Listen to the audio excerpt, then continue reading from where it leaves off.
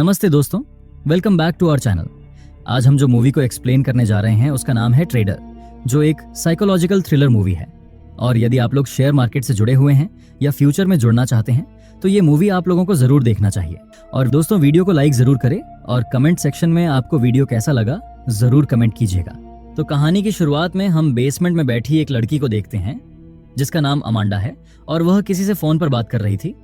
Phone के दूसरी तरफ एक आदमी था। उसका नाम कंफर्म करने के बाद अमांडा कहती है कि वह क्रेडिट कार्ड सेफ्टी डिपार्टमेंट से बात कर रही है। अमांडा कहती हैं, आपके कार्ड से कुछ महंगे ट्रांजैक्शन हुए हैं, वह ट्रांजैक्शन आपने किया है? तब वह आदमी कहता है कि मैंने तो कार्ड कहीं यूज नहीं किया और मेरा कार्ड तो मेरे वॉलेट में है।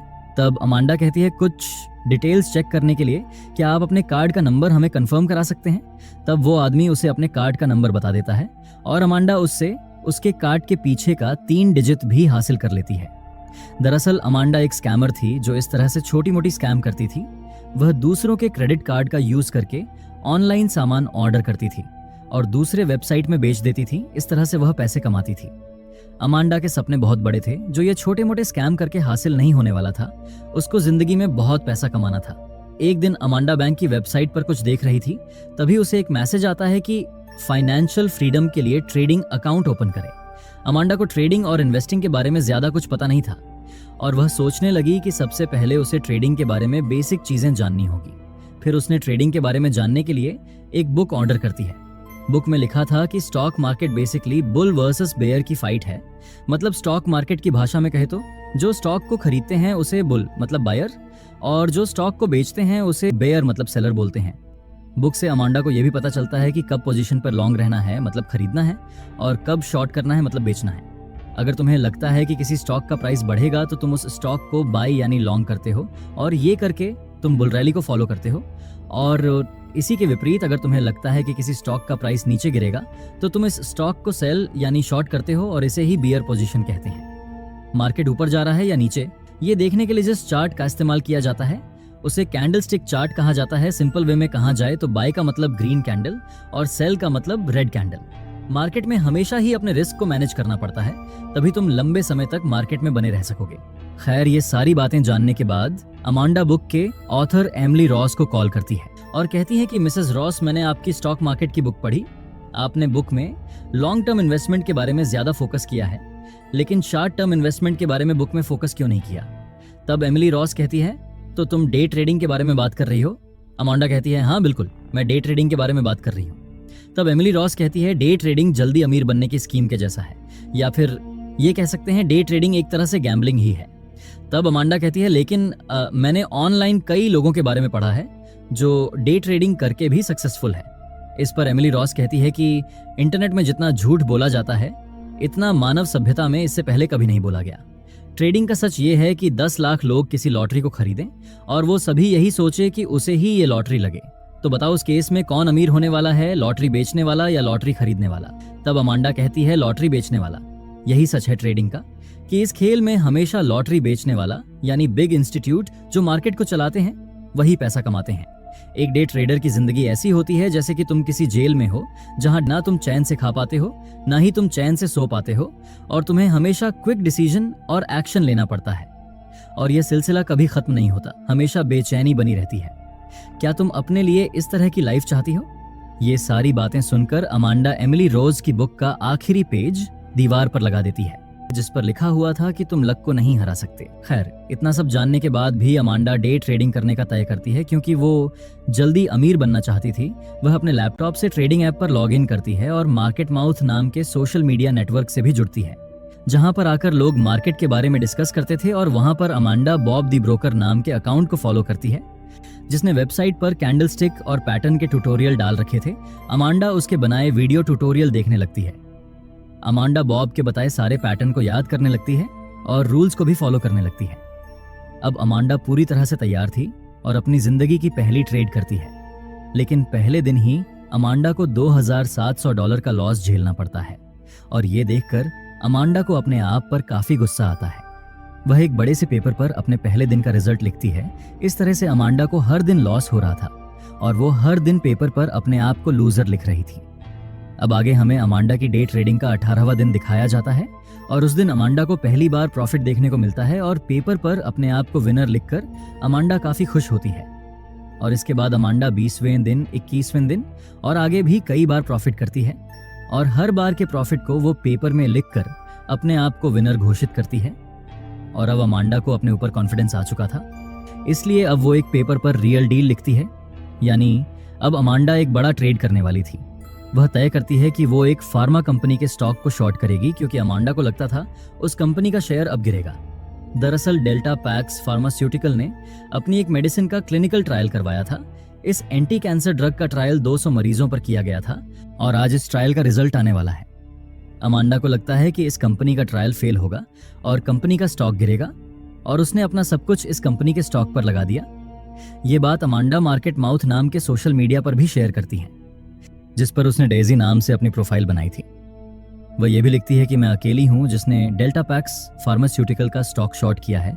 आप लोगों का इस बारे में क्या राय है? फिर वह, जैसा कि उसने कहा था, डेल्टा पैक्स के 2000 शेयर्स शॉर्ट कर देती है। सुबह 9:30 पर मार्केट ओपन होते ही डेल्टा पैक्स का शेयर ग्रीन कैंडल बनाने लगता है और देखते ही देखते अमांडा का लॉस बढ़ने लगता है।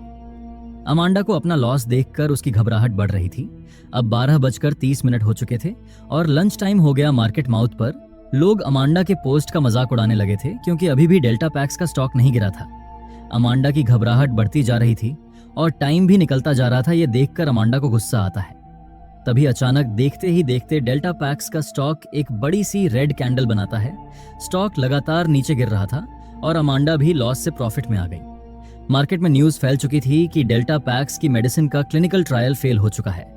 स्टॉक गिर रहा था और अमांडा का लगाया टारगेट भी अचीव हो जाता है।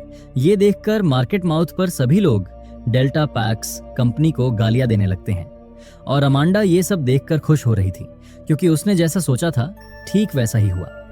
4 बजे मार्केट क्लोज होता है और अमांडा एक बड़े से पेपर में अपनी अचीवमेंट नोट करती है। अमांडा ने तकरीबन $4960 का प्रॉफिट बुक किया था। खैर, अब रात को अमांडा सिगरेट पी रही थी, तभी बॉब दी ब्रोकर का मैसेज आता है, जिसका ट्यूटोरियल अमांडा देखा करती थी। बॉब मैसेज में लिखता है, आज तुमने काफी अच्छी कॉल दी, तुम कब से ट्रेडिंग कर रही हो? अमांडा रिप्लाई देती है कि पिछले 1 महीने से तुम्हारे ट्यूटोरियल देख रही हूं और आज मेरा फर्स्ट रियल ट्रेड था।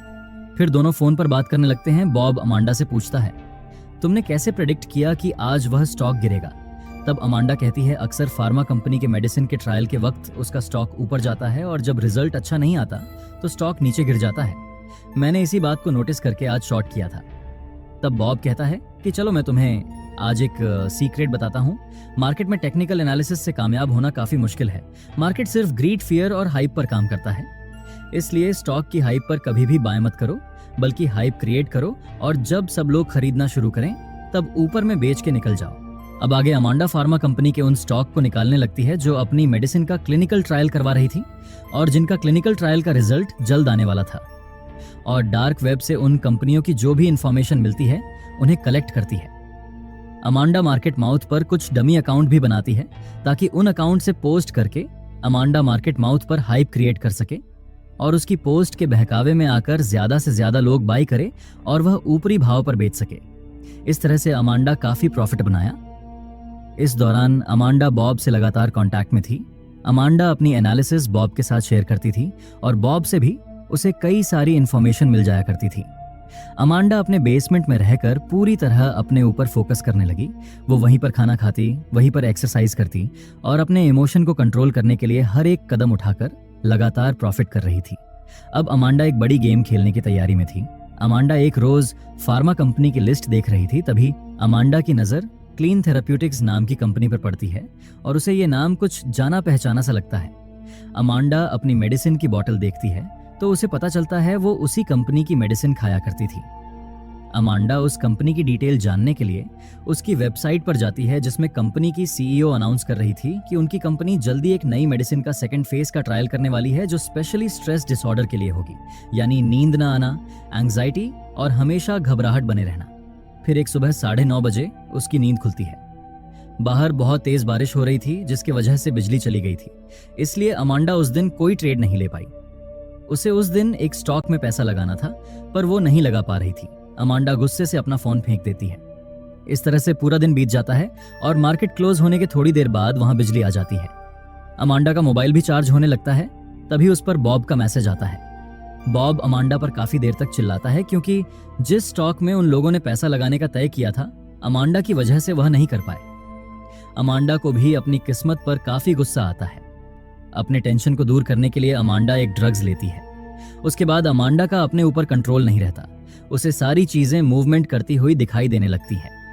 जब अमांडा का नशा उतरता है, वो घबराकर एकदम नींद से जाग जाती है और वह देखती है कि उसके एक हाथ से खून निकल रहा है और एक हाथ में चाकू है। वह देखती है कि उसने वॉल पर भी खून से एरो के निशान बना रखे थे। अब अमांडा उसके बनाए हुए निशानों की तरफ जाती है जो उसने नशे में बनाए थे। तभी वह देखती है कि उसने नशे में पेपर पर लिखा था, जॉन हैमिल्टन को ढूंढो। अमांडा नशे में भी क्लीन थेराप्यूटिक्स कंपनी के ऊपर रिसर्च कर रही थी। अमांडा नेट पर जॉन हैमिल्टन नाम के आदमी के बारे में पता लगाने लगती है, तो इस नाम के उसे नेट पर काफी सारे लोग दिखाई देते हैं। फिर अमांडा नेट पर सर्च करती है जॉन हैमिल्टन डेथ, और ऐसा करते ही उसके सामने जॉन हैमिल्टन के डेथ की न्यूज मिलती है, जहां पर लिखा था कि 25 साल का आर्मी जवान जॉन हैमिल्टन पुलिस से मुठभेड़ में मारा गया और पुलिस ने इल्जाम लगाया है कि जॉन हैमिल्टन मेंटल क्राइसिस से गुजर रहा था। आगे अमांडा और सर्च करती है तो उसे एक और न्यूज मिलती है जिसमें जॉन हैमिल्टन की मां ने दावा किया था कि उसके बेटे की कोई भी मेंटल हेल्थ हिस्ट्री नहीं थी, और जॉन हैमिल्टन के भाई ने मीडिया को जवाब देते हुए कहा था कि उसका भाई पागल नहीं था। अमांडा समझ जाती है कि जॉन का जरूर कुछ कनेक्शन क्लीन थेराप्यूटिक्स के क्लिनिकल ट्रायल से था, इसलिए वह डार्क वेब से उन लोगों की लिस्ट निकालती है जिन पर क्लिनिकल ट्रायल चलाया जा रहा था। उस लिस्ट में लगभग 200 लोगों का नाम था। अमांडा उसमें जॉन हैमिल्टन सर्च करती है तो उसे उस लिस्ट में जॉन हैमिल्टन का नाम मिल जाता है। यानी क्लीन थेराप्यूटिक्स जिन 200 लोगों पर क्लिनिकल ट्रायल कर रही थी, उसमें से एक जॉन हैमिल्टन भी था, और कंपनी की सीईओ ने अनाउंस भी किया था कि वो आर्मी के जवानों पर क्लिनिकल ट्रायल करने वाले हैं, और जॉन भी आर्मी का एक जवान था। ये जानकर अमांडा काफी खुश हुई। फिर अमांडा जॉन की मां का नंबर निकालकर उन्हें कॉल करती है। कॉल के दौरान जॉन के मां कहती हैं कि मेरे बेटे की जान एक दवाई कंपनी ने ली है। मेरा बेटा छुट्टियों पर घर आया था। जब वो आया तो उसके हाथ कांप रहे थे। उसे रोजाना भयानक सपने आ रहे थे और सपने उसका पीछा नहीं छोड़ रहे थे। उसने मुझसे कहा था कि घर आकर भी उसे बॉम्ब और बुलेट चलने की आवाजें आ रही हैं। और एक दिन मेरे घर पर पुलिस आकर दरवाजा खटखटाने लगी। मैंने दरवाजा खोला तो पुलिस ने मुझसे कहा कि आपके बेटे जॉन ने मॉल में कुछ गड़बड़ किया है। मेरा बेटा पुलिस पर हमला करता उससे पहले पुलिस ने उसे गोली मार दी। यह सब जानने के बाद अमांडा मौके का फायदा उठाने के बारे में सोचती है। फिर अमांडा जॉन के भाई जेक को भी कॉल करती है और वह जेक को क्लीन थेराप्यूटिक्स के खिलाफ बदला लेने के लिए पूरी तरह से उकसाती है। उसके बाद अमांडा इंटरनेट पर क्लीन थेराप्यूटिक्स के हेड ऑफिस की इंफॉर्मेशन निकालती है। उसके ऑफिस, उसकी लॉबी, सबके बारे में पता कर लेती है। अमांडा रात के 3 बजे बॉब को कॉल करके कहती है कि क्लीन थेराप्यूटिक्स के क्लिनिकल ट्रायल का रिजल्ट आने वाला है। तब बॉब पूछता है, तो बताओ ये स्टॉक ऊपर जाएगा या नीचे? अमांडा ने एक पेपर पर क्लीन थेराप्यूटिक्स के स्टॉक पर नीचे जाने का साइन लगा रखा था, पर वह बॉब को कहती है कि स्टॉक ऊपर जाएगा। साथ ही वह कहती है कि इस कंपनी के फार्मर काउंसिल से मेरे कुछ कॉन्टैक्ट्स हैं जहां से मैंने पता किया है। उन्होंने मुझे एक क्लिनिकल ट्रायल के रिजल्ट की कॉपी भेजी है और वो कॉपी मैंने तुम्हें भेज दी है। बॉब पूछता है कि कंपनी इस रिजल्ट का अनाउंसमेंट कब करने वाली है? अमांडा कहती है वो लोग फ्राइडे को अनाउंस करेंगे। अमांडा पूछती है, अगर मैं सही निकली तो क्या तुम मेरे बारे में अपने बॉस से बात करोगे?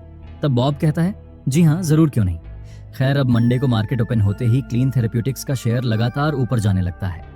$25 का शेयर $27 तक पहुंच जाता है और बॉब अमांडा को बताता है, तुम्हारे कहने पर हमने क्लीन थेराप्यूटिक्स में एंट्री ले ली है और हमने तकरीबन 1 मिलियन शेयर बाई किए हैं, और मैंने आज सुबह ही अपने बॉस को तुम्हारे बारे में बताया कि तुमने ये टिप दी है। अगले हफ्ते तक मैं तुम्हें उनसे मिलवा दूंगा। अब अमांडा कोल्ड क्रिएटिव कैपिटल नाम की कंपनी में कॉल करती है और कॉल मिस्टर कोल्ड को ट्रांसफर किया जाता है और सामने से मिस्टर कोल्ड कहता है, तो बताओ तुम क्या चाहती हो? अमांडा कहती है, रॉबर्ट वेब, जिसका दूसरा नाम बॉब दी ब्रोकर है, क्या वो आदमी आपकी कंपनी का एम्प्लॉय है? तब मिस्टर कोल्ड कहता है, हाँ, वो मेरी कंपनी का एम्प्लॉय है। तब अमांडा पूछती है कि क्या बॉब ने आपको बताया कि क्लीन थेराप्यूटिक्स का शेयर खरीदने का टिप मैंने दिया था? मिस्टर कोल्ड पूछता है, वैसे तुम हो कौन और तुम्हारे पास क्या प्रूफ है कि तुमने ये बात बॉब को कही थी? अमांडा कहती है कि मुझे पता था कि बॉब आपको ये बात नहीं बताने वाला। वैसे मिस्टर कोल्ट, मैं वही हूँ जिसके कारण पिछले क्वार्टर में बॉब ने आपको काफी फायदा करवाया। मिस्टर कोल्ट कहता है, वैसे तुमने अभी तक ये नहीं बताया तुम मुझसे चाहती क्या हो? अमांडा कहती है, जो पोजीशन अभी बॉब का आपकी कंपनी में है, ठीक वही पोजीशन मैं अपने लिए चाहती हूँ। फिर अमांडा पूछती है, क्या बॉब ने आपको क्लिनिकल ट्रायल का रिजल्ट बताया जो बॉब को मैंने सेंड किया था? कोल्ट करता है, हाँ उसने मुझे रिजल्ट बताया था और उस रिजल्ट को देखकर मैं कॉन्फिडेंटली कह सकता हूँ कि क्लीन थेरेपेटिक्स के स्टॉक का प्राइस फ्राइडे तक $50 तक पहुंचेगा।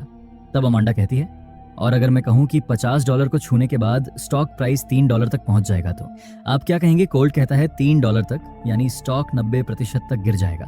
पर तुम ऐसा कैसे कह सकती हो? अमांडा कहती है, क्योंकि मैं जानती हूँ। हालांकि मिस्टर कोल्ट कहता है कि मैं अपनी फर्म और अपने लोगों पर पूरा भरोसा करता हूँ और इसलिए मैं क्लीन थेरेपेटिक्स की लॉन्ग पोजीशन पर बना रहूंगा। तब अमांडा कहती है, ठीक है, अगर मेरी कही गई बात सही हुई तो आप फ्राइडे को 4 बजे मुझे कॉल करेंगे। ऐसा कहकर वह कॉल कट कर देती है। अब फ्राइडे की सुबह अमांडा रेडी होने लगती है और $29 के प्राइस पर क्लीन थेरापेटिक कंपनी के शेयर्स को बेच देती है। 9:30 पर मार्केट ओपन होता है। अमांडा जॉन हैमिल्टन की मां को कॉल करके कहती है, अब सही वक्त आ गया है। फिर जॉन की मां मीडिया में आकर अपना बयान देती है कि जॉन की डेथ की वजह क्लिनिकल ट्रायल था और ये क्लिनिकल ट्रायल जॉन पर क्लीन थेराप्यूटिक्स कर रही थी। फिर मार्केट माउथ पर भी जॉन की मां का बयान चारों तरफ वायरल होने लगा था। जॉन की मां के बयान वायरल होते ही स्टॉक प्राइस नीचे गिरने लगता है। लोग अपनी क्वांटिटी बेच कर इस स्टॉक से बाहर निकल रहे थे। अब अमांडा जॉन के भाई जेक को कॉल करती है और अमांडा जेक को एक लोकेशन पर जाने को कहती है। जेक अमांडा के कहे अनुसार उस लोकेशन पर जाता है। तब अमांडा कहती है, तुम्हें वहां पर एक पैकेज मिलेगा। जेक को पैकेट मिल जाता है। पैकेट ओपन करने पर उसे पैकेट में हथियार मिलता है। फिर अमांडा कहती है, अब तुम्हें उस पैकेट को लेकर अपने टारगेट पर जाना होगा, मतलब क्लीन थेरापेटिक्स कंपनी के हेड ऑफिस, जहां पर कंपनी की सीईओ रिजल्ट अनाउंस करने वाली थी। 12:30 बजते ही कंपनी की सीईओ मीडिया में आकर कहती है कि जो भी आरोप हमारी कंपनी पर लगाया गया है वह सब झूठे हैं और बताते हैं कि उनके मेडिसिन के क्लिनिकल ट्रायल के दौरान जॉन नाम का कोई भी आदमी पेशेंट की लिस्ट में मौजूद नहीं था और जो भी उनके खिलाफ झूठे इल्जाम लगाएगा वो लोग उसके खिलाफ कोर्ट में जाएंगे। दूसरी तरफ जेक हेड ऑफिस पहुंच जाता है। अमांडा जेक को कहती है, फायर एग्जिट के जरिए 7th फ्लोर पे पहुंचो। वहां कॉन्फ्रेंस रूम में सभी लालची लोग मौजूद हैं जो तुम्हारे भाई के मौत की जिम्मेदार हैं और तुम जानते हो तुम्हें उनके साथ क्या करना है। यह कहकर वह फोन काट देती है।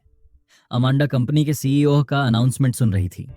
तभी अचानक वहां पर गोलियां चलने की आवाज आती है। जेक कॉन्फ्रेंस रूम में घुस गया था और वो सभी पर गोलियां चला रहा था और कॉन्फ्रेंस रूम में कंपनी के सभी बोर्ड मेंबरों को मार देता है। मार्केट माउथ पर भी गोलियां चलने के बारे में लोग डिस्कस करने लगते हैं और ये न्यूज़ फैलने लगी और कंपनी का स्टॉक प्राइस लगातार नीचे आ रहा था क्योंकि सभी लोग अपनी क्वांटिटी बेचकर इस स्टॉक से बाहर निकल रहे थे। ये सब देखकर बॉब अमांडा को कॉल करता है। तब अमांडा कहती है, याद है एक बार तुमने मुझसे कहा था कि खुद ही आग लगाओ ताकि तुम जलने से बच सको। अभी स्टॉक बेचने का टाइम है और तुम खरीद कर बैठे हो। तब बॉब कहता है, तो ये सब तुम्हारी वजह से हुआ है। अमांडा कहती है, गुड बाय बॉब, और वो कॉल कट कर देती है। देखते ही देखते वो स्टॉक $3 तक पहुंच जाता है। अब 4 बजता है और अमांडा अपना प्रॉफिट देखकर उसके आंखों से आंसू आने लगते हैं और अमांडा हंसने लगती है। ये उसके खुशी के आंसू थे। आज अमांडा अपनी विनिंग को पेपर पर लिखने लगती है। तभी उसे मिस्टर कोल्ट का कॉल आता है और वह अमांडा को कहता है, मैं तुम्हें मान गया, तुमने एक्स्ट्रा ऑर्डिनरी काम किया है। तुम्हारी वजह से मुझे तकरीबन $15 मिलियन का नुकसान उठाना पड़ा। तब अमांडा कहती है, और क्या हो, अगर मैं आपको सारा नुकसान अगले फ्राइडे तक वापस दिलवा दूं? तो मिस्टर कोल्ट कहता है, तो मैं अपनी कंपनी में तुम्हें हायर पोजीशन देने के लिए तैयार हूं। क्या तुम जॉब करने के लिए तैयार हो? मिस्टर कोल्ट उसे मंडे मॉर्निंग सुबह 9 बजे उसके ऑफिस में मिलने बुलाता है। अमांडा अपने रूम में पड़े सारे पेपर्स को जलाने लगती है जिसमें उसने अपना विनिंग और लॉस का रिजल्ट लिखा था। सब कुछ जलाकर अमांडा अपने घर के बेसमेंट से बाहर निकलती है और यहीं पर यह मूवी खत्म हो जाती है। जुड़े रहने के लिए धन्यवाद। अगर आपको वीडियो अच्छी लगी हो तो लाइक, शेयर और नए हैं तो सब्सक्राइब करना ना भूलें। मिलते हैं अगली बार और एक रोमांचक कहानी के साथ।